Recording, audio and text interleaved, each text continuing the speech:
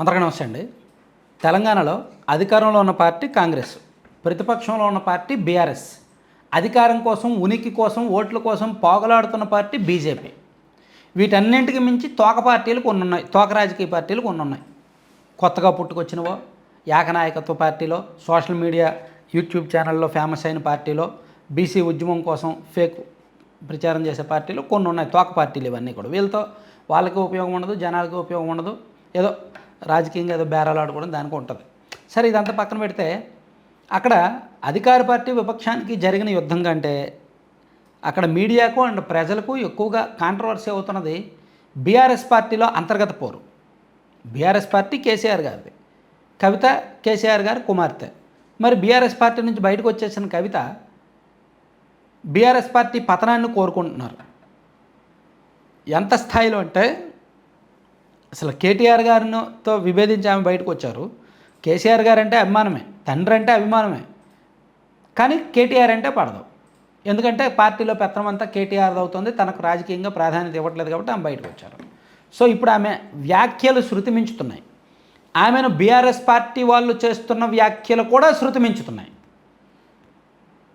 అది ఎటొచ్చి కేసీఆర్ గారి ఫ్యామిలీకే నష్టం, కేటీఆర్ గారికే నష్టం. సో అది ఎంతవరకు వచ్చిందంటే, మొన్న అంటే ప్రస్తుతానికి కవిత గారు జనజాగృతి యాత్ర చేస్తున్నారు. దానిలో భాగంగా కూకట్పల్లి, కంటోన్మెంట్ లాంటి నియోజకవర్గాల్లో తిరిగారు. ఇలా తిరిగే క్రమంలో లోకల్ ఎమ్మెల్యేలను టార్గెట్ చేస్తున్నారు. అలా మొన్న కూకట్పల్లి నియోజకవర్గంలో లోకల్ ఎమ్మెల్యే మాధవరం కృష్ణారావు గారి మీద ఆరోపణలు చేశారు. ఆయన భూ కబ్జాలు చేశారు, అది ఇదని. సో దానికి మాధవరం కృష్ణారావు గారు కౌంటర్ ఇచ్చారు. కొంచెం వ్యక్తిగత విమర్శలకు దిగాడు ఆయన. పార్టీ అధికారంలో ఉన్నప్పుడు మీరు మీ భర్త కలిపి మంత్రి పదవులు అమ్ముకున్నారని, అలాగే మీరు అలాంటి వాళ్ళు ఇలాంటి వాళ్ళని వ్యక్తిగత విమర్శలకు దిగాడు. దాంతో కవిత గారు మరింత రెచ్చిపోయి మీకు లీగల్ నోటీసులు పంపిస్తాను, నా మీద నా భర్త మీద లేనిపోయిన ఆరోపణలు చేస్తున్నారు అని చెప్తూ, బీఆర్ఎస్ పార్టీ నాయకుల అవినీతి చిట్టం మొత్తం నా దగ్గర ఉంది, ఎవరెవరు ఎంత దోచుకున్నారో నా దగ్గర ఉంది, నేను ఏదో ఒకరోజు ముఖ్యమంత్రి అవుతాను ఈ రాష్ట్రానికి, నేను ముఖ్యమంత్రి అయిన తర్వాత 2014 నుంచి రాష్ట్రంలో జరిగిన అవినీతి మొత్తాన్ని బయట పెడతాను, దాని మీద విచారణ చేయిస్తాను, మీ అందరికీ జైలుకు పంపుతాను అని చెప్పారు ఆమె. సో 2014 నుంచే అధికారంలో ఉన్నది ఎవరు? 10 ఏళ్ల పాటు ఆ రాష్ట్రాన్ని పరిపాలించింది ఎవరు? అంటే ఇక్కడ కవిత గారు లేదా బీఆర్ఎస్ పార్టీ వాళ్ళ మధ్య జరుగుతున్న వాగ్వాదం, రాజకీయ విమర్శలు అంతిమంగా బీఆర్ఎస్ పార్టీని ముంచుతాయి. మాధవరం కృష్ణారావు గారేమో కవిత గారిని విమర్శిస్తూ మీరు మంత్రి పదవులు అమ్ముకున్నారు అన్నారు. మంత్రి పదవులు అమ్ముకోవడానికి కవిత ఏమైనా సీఎమ్మా? కవిత భర్త ఏమైనా సీఎమ్మా? కాదు కదా. సీఎంగా కేసీఆర్ ఉన్నారు, డిఫాక్టో సీఎంగా కేటీఆర్ ఉన్నారు. పార్టీ వాళ్ళిద్దరిదే, మంత్రి పదవులు వాళ్ళు ఎలా అమ్ముకుంటారు? సో పోనీ అది విమర్శించింది కాంగ్రెస్ వాళ్ళు, బీజేపీ వాళ్ళు అయితే ఒకలా ఉంటుంది. బీఆర్ఎస్ పార్టీయే ఎమ్మెల్యేనే అలా విమర్శించారు అంటే ఆ పార్టీలో అంతర్గతంగా ఎంత బేరసారాలు జరిగాయి అనడానికి అదొక ఉదాహరణ. అది అలా ఉంటే బీఆర్ఎస్ పార్టీ నుంచి బయటకు వచ్చి ఆ పార్టీ మీదే ఫైట్ చేస్తున్న కవిత బీఆర్ఎస్ పార్టీ అవినీతి మీద విచారణ చేయిస్తాను అనడం విడ్డూరంగా లేదా, వింతగా లేదా? సో దీన్ని ఎంతవరకు నమ్మాలి, ఎంతవరకు నమ్మచ్చు?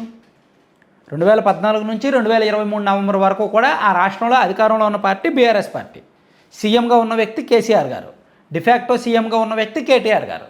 మరి అప్పుడు వాళ్ళు అధికారంలో ఉన్నప్పుడు ఎమ్మెల్యేలు అవినీతి చేసినా, భూ కబ్జాలు చేసినా, కమిషన్లు తీసుకున్నా తప్పు అంతిమంగా తప్పు ఎవరిది? ఆ పార్టీదే కదా, అప్పుడు సీఎంగా పనిచేసిన వ్యక్తిదే కదా. సో మరి ఇప్పుడు ఆమె ఎవరి మీద ఫైట్ చేస్తున్నారు? లోకల్ ఎమ్మెల్యేల మీదే కాదు, బీఆర్ఎస్ పార్టీ మీద ఫైట్ చేస్తున్నారు. ఎందుకంటే ఇక్కడ అసలు పాయింట్కి వస్తే కవిత గారికి ప్రధాన రాజకీయ శత్రువు కేటీఆర్, తన అన్న కేటీఆర్. తన అన్న రాజకీయ పతనాన్ని ఆమె కోరుకుంటున్నారు. ఎందుకంటే వాళ్ళకి ఇంటర్నల్గా ఫ్యామిలీ డిస్ప్యూట్స్ ఉన్నాయి. ఆంధ్రప్రదేశ్లో షర్మిల గారు ఎలాగైతే జగన్మోహన్ రెడ్డి గారికి పొలిటికల్ థ్రెట్గా మారారో, తెలంగాణలో కవిత గారు కేటీఆర్ గారికి అలాగే పొలిటికల్ థ్రెట్గా మారారు. అయితే కవిత గారు వెనక బీజేపీ ఉంది అనే దానిలో కూడా కొంతవరకు వాస్తవాలు ఉన్నాయి. ఎందుకంటే కవిత గారు నడిపిస్తుంది అంతా కూడా బీజేపీ వాళ్ళే. వచ్చే ఎన్నికల సమయానికి కవిత గారు రాజకీయ పార్టీ పెట్టి బీజేపీతో పొత్తు పెట్టుకోవడమా, లేదంటే బీజేపీలోకి వెళ్ళడమా, ఇదేదో చేసే అవకాశం ఉంది అని కూడా రకరకాల అనుమానాలు, ఆరోపణలు అయితే ఉన్నాయన్నమాట. సరే, ఎటొచ్చి ఇవన్నీ పక్కన పెట్టేస్తే కవిత గారు చేస్తున్న విమర్శలు బీఆర్ఎస్ పార్టీ నెత్తి మీద తాటికాయ పడ్డట్టు, ఏది మూలిగైన అక్క మీద తాటికాయ పడ్డట్టు అంటారు కదా, ఆ టైపు. ఆల్రెడీ వాళ్ళు 2023 నుంచి వరుసగా జరుగుతున్న ప్రతి ఎన్నికల్లో ఓడిపోతున్నారు. ఇప్పుడు తాజాగా కవిత గారి రూపంలో ఒక పెద్ద థ్రెట్ ఎదురైంది. సొంత పార్టీ వాళ్ళే శత్రువులుగా మారితే, సొంత ఇంటి వారే శత్రువులుగా మారితే వాళ్ళని ఎదుర్కోవడం చాలా కష్టం. ఎందుకంటే వీళ్ళ బొక్కలన్నీ, వీళ్ళ బలహీనతలన్నీ వాళ్ళ దగ్గర ఉంటాయి. కాబట్టి ఇప్పుడు కేటీఆర్ గారో లేదా కేసీఆర్ గారి ఫ్యామిలీనో ఎవరో కవిత గారిని విమర్శించలేరు. అలా విమర్శిస్తే ఆమె మరింత రెచ్చిపోతారు, మరింతగా ఘాటుగా విమర్శిస్తారు. అదే జరిగితే పార్టీకి నష్టం.